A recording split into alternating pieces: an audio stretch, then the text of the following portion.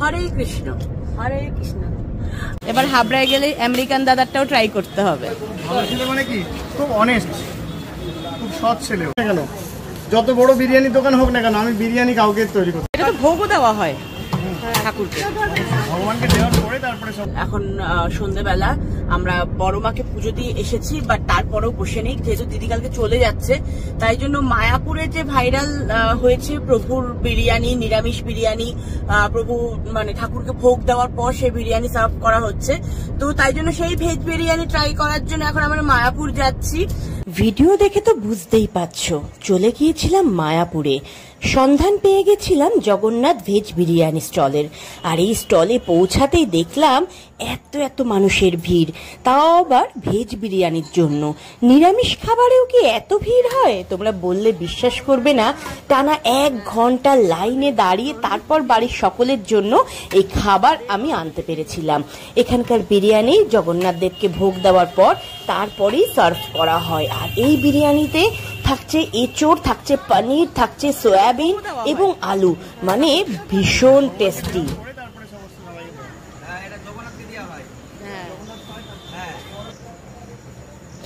আর এই দেখে নাও, শেষে যখন বিরিয়ানিটা রেডি হচ্ছে তার সাথে তোমরা পেয়ে যাচ্ছ শসা। দাদারটাও ট্রাই করতে হবে। মানে কি খুব অনেস্ট, খুব সৎ ছেলেও, এবং খুব মানে পরিশ্রমী, খুব স্ট্রাগল করেছে জীবনে।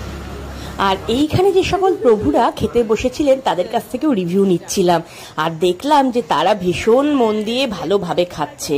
আর তখনই বুঝতে পেরেছি যে পরিমাণে সুন্দর গন্ধ বেরোচ্ছে, আর এত রকমের ভ্যারাইটি রয়েছে গ্রেভি আইটেমসগুলোতেও।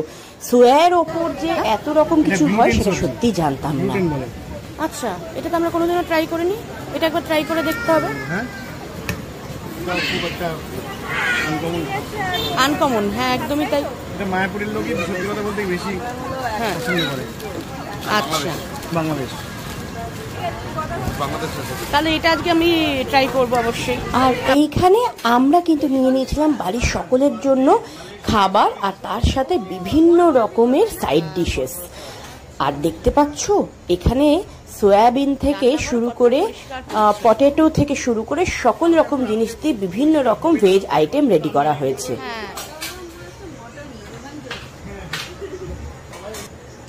ইয়ামি ইয়ামি দেখতে এই মালয়েশিয়ান গ্রেভিগুলো অসাধারণ। আর 7-7টা প্যাকেট, তার সাথে আরো 2টো ছোট কন্টেনার, তার সাথে অনেক রকম গ্রেভি নিয়ে শেষমেশ বাড়ি ফিরছিলাম। আর এরপর তোমাদেরকে বলবো যে কিরম হয় এগুলো খেতে।